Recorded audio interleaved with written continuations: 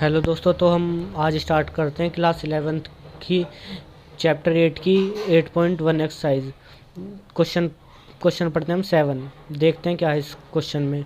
यदि cot theta equals to 7/8 तो इनका मान ज्ञात करना है। ठीक है, तो हम अपने स्टार्ट ऐसे करते हैं, यहाँ से लिख देते हैं आपको साफ दिख रहा है।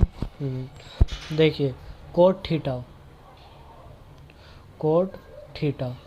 ठीक है। कोट थीटा का हमें मान दे रखा है 7/8। और कोट का सूत्र क्या होता है, मैं यहाँ पर छोटा सा रफ के लिए लाइन खींच लेता हूँ, जिसमें मैं आपको सारा रफ वर्क दिखलाऊँगा, क्योंकि वरना आप कंफ्यूज हो जाते हो कि ये मेन क्वेश्चन मतलब ये क्वेश्चन के अंदर लिखना है या नहीं लिखना। ठीक है, तो फिर कोट थीटा का मान क्या होता है बताते हैं। ला आ ल बटे का आ। आप इसके साथ हेल्प से किसी भी साइन कोस टेन किसी का भी मान सूत्र देख सकते हो। जैसे कि ये तो होता है हमारा साइन का, ये होता है हमारा कोस, ये होता है हमारा टेन, और ये होता है हमारा कोट। तो हमें निकालना क्या है, कोट थीटा का। तो ये कोट का सूत्र हमारा है, मिल गया है आधार बट्टे लंब। ये रहा आधार बट्टे लंब। अगर हमें टेन का निकालना होता है तो ऊपर से देखते हैं लंब बट्टे आधार। तो इसलिए हमें देखना क्या है, कोट थीटा। तो कोट थीटा का क्या हो गया आधार बट्टे लंब। तो हम यहाँ पर लिख देते हैं आधार बट्टे लंब।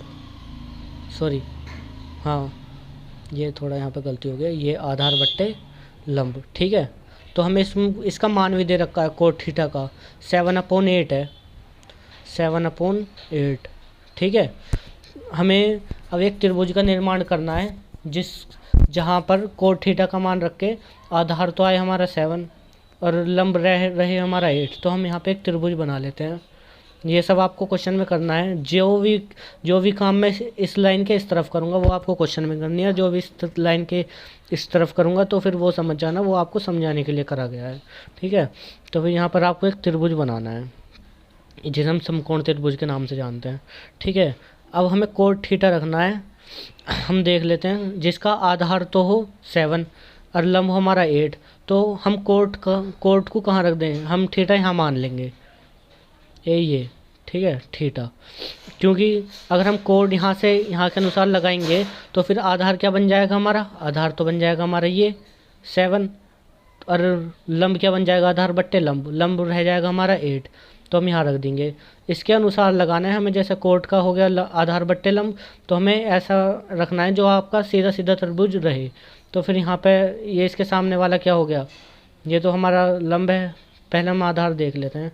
आधार का मान क्या है हमारा 7, क्योंकि जब हम थीटा को यहाँ से देखेंगे तो फिर यहाँ सामने वाली भुजा जो थीटा के आपके सामने वाला होता है वो ठीक लंब होता है, और जिस पर एंगल टिका हुआ है वो हमारा आधार होता है, जिसे हम बेस बोलते हैं। ये मैं आपके लिए लिख देता हूँ यहाँ पर। ये मैंने आपको पहली वीडियो में बता रखा है, लेकिन फिर भी बता देता हूँ। ये तो हो गया हमारा 7 जो कि हमारा आधार है। अब बचा हमारा लंब हो गया हमारा 8। ये 8 इसलिए है क्योंकि थीटा के ठीक सामने वाला हमारा लंब होता है। ठीक है, और जिस पर एंगल टिका हुआ है वो होता है हमारा 7। तो हम इसे नाम दे देते हैं ABC। ठीक है, तो फिर अब हमें आधार पता है, लंब पता है, तो अब हम कर्ण निकाल लेंगे इस सूत्र से। कर्ण का स्क्वायर इजिकल्स टू लंब का स्क्वायर इजिकल्स टू प्लस आधार का स्क्वायर। ठीक है, इसकी हेल्प से हम कर्ण निकाल लेंगे। अगर हमें आधार नहीं दे रखा होता, कर्ण और लंब दे रखा होता, तो हम इसकी जगह पर मान रख के जब उसका मान निकाल लेते जो हमें मिसिंग दे रखी थी।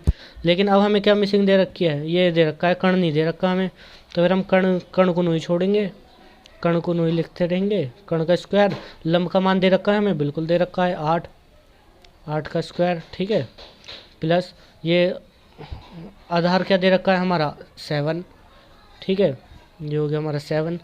अब हम देख लेते हैं आगे। कर्ण का स्क्वायर नहीं चलता रहेगा, क्योंकि हमें मान तो इसका ही चाहिए ना। 8 का स्क्वायर क्या होता है 64, 8 8 64।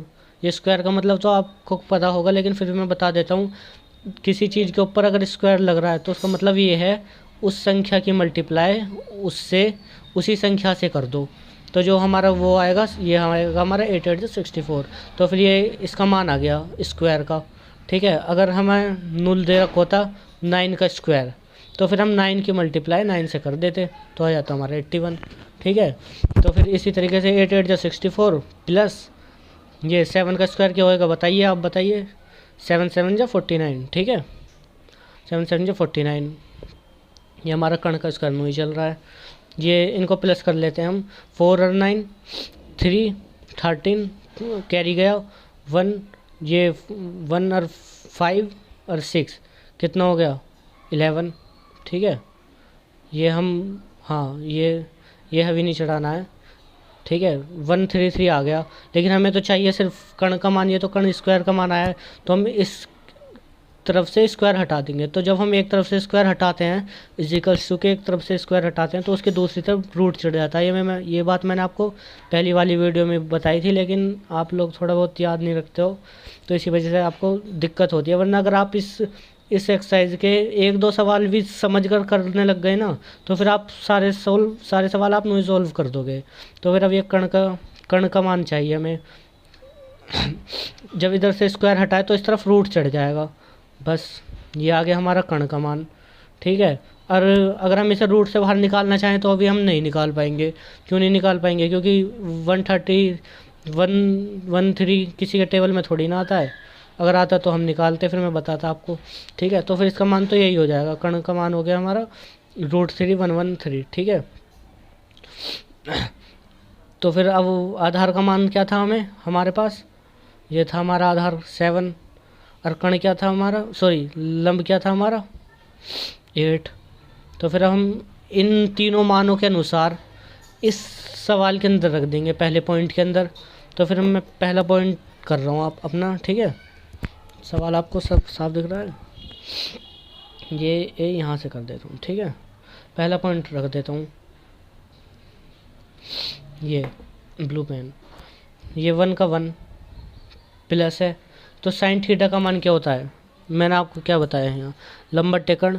तो हम यहाँ से देखेंगे लंब बट्टे कण, तो लंब क्या हो गया हमारा 8, यहाँ पे भी दे रखा है, देखो लंब क्या निकला था हमारा 8, तो हम इसको 8 लिख लेते हैं।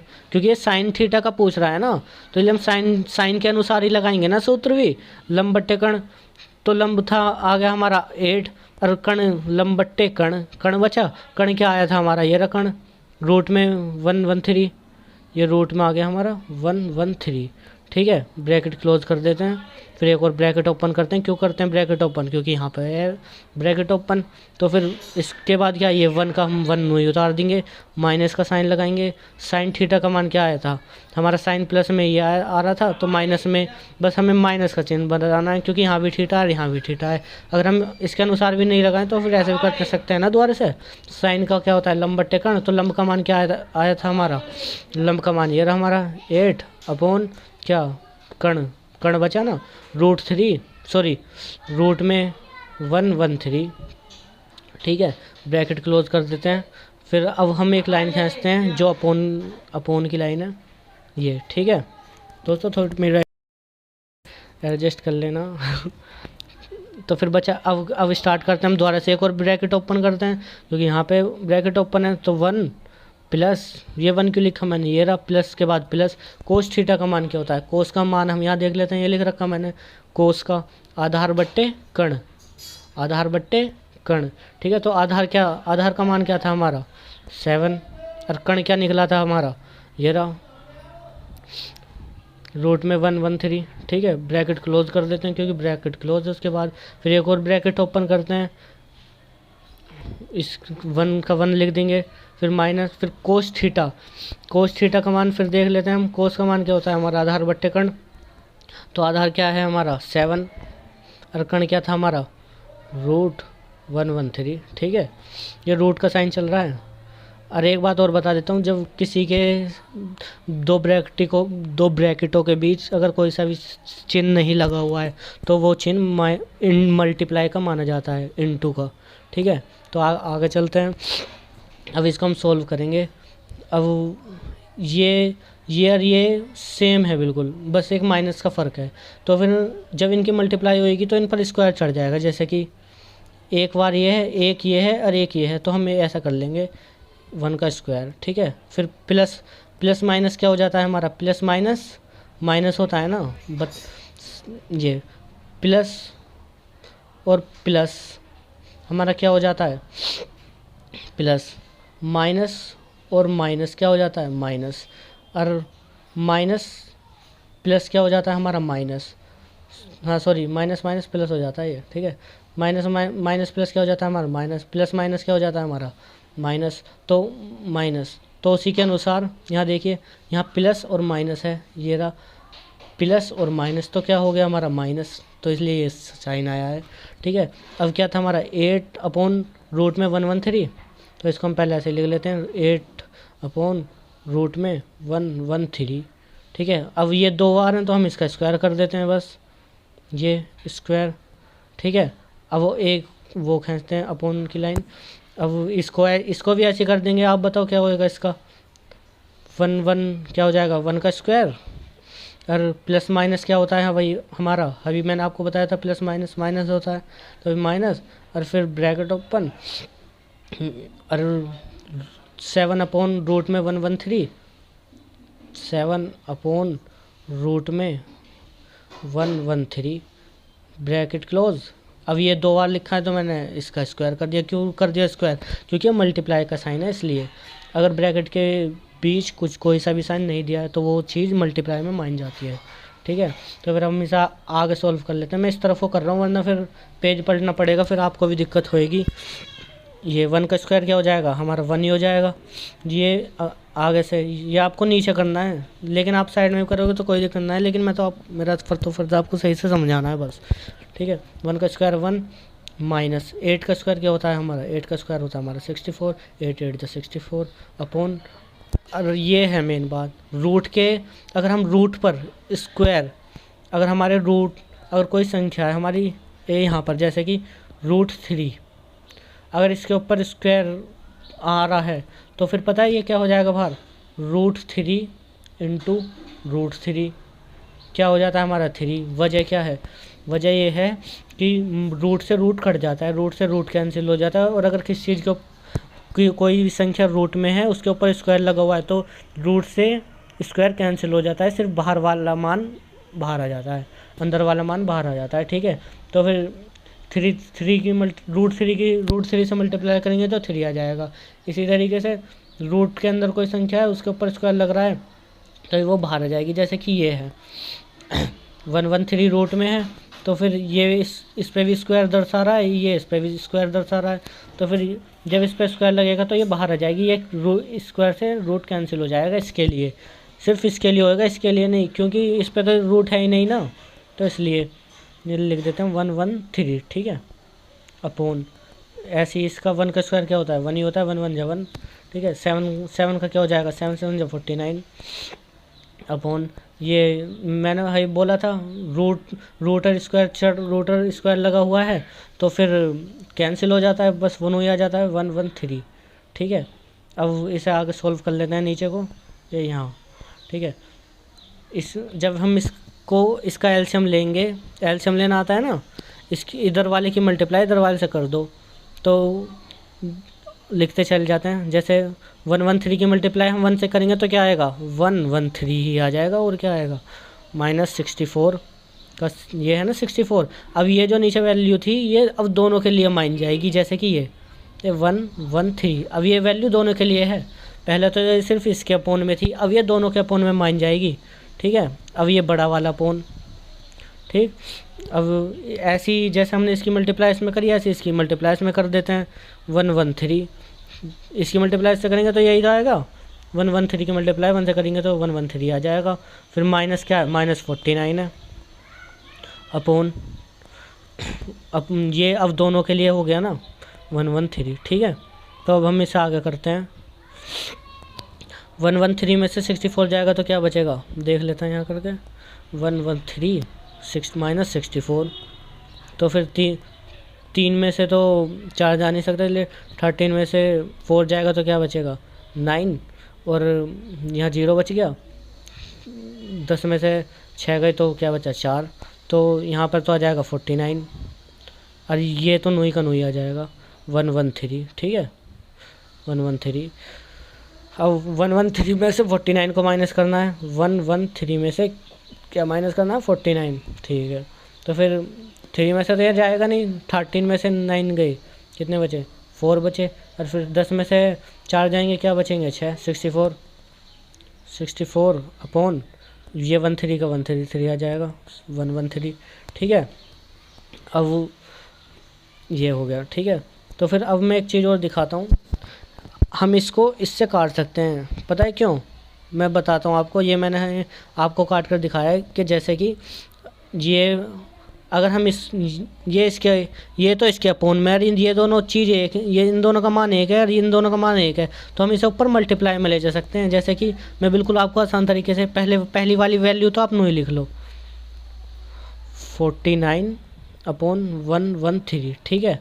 अब जब हम इस वाली वैल्यू को ऊपर लेके जाएंगे तो ये मल्टीप्लाई में आ जाएगी, ऐसे मल्टीप्लाई में आकर ये जैसे वैल्यू है, ये ऊपर लिखा ये नीचे लिखा, तो ये ऊपर जाकर उल्टा हो जाएगा, नीचे वाली वैल्यू ऊपर आ जाएगी और ऊपर वाली वैल्यू नीचे चली जाएगी, ठीक है। तो फिर ये आ जाएगा ऊपर 113, ठीक है, और 64 क्या हो जाएगा, 64 नीचे हो जाएगा।